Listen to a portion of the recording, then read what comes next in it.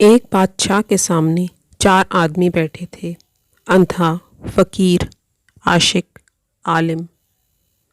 بادشاہ نے ایک مصرع کہہ دیا، اس لیے تصویر جانا ہم نے بنوائی نہیں، اور سب کو حکم دیا کہ اس سے پہلے مصرع لگا کر شعر پورا کرو۔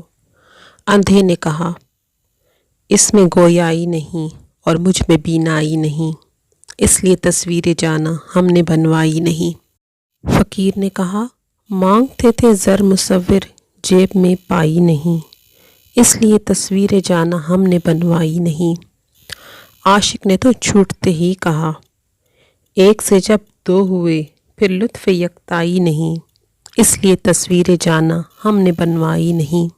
عالم دین نے کہا، بت پرستی دین احمد میں کبھی آئی نہیں، اس لیے تصویر جانا ہم نے بنوائی نہیں۔ سوچ کا زاویہ ہر ایک کا جدا ہوتا ہے، ہر کسی کا فکری انداز اس کے مطالعے، مجالست اور تربیت کی مناسبت سے ہوتا ہے۔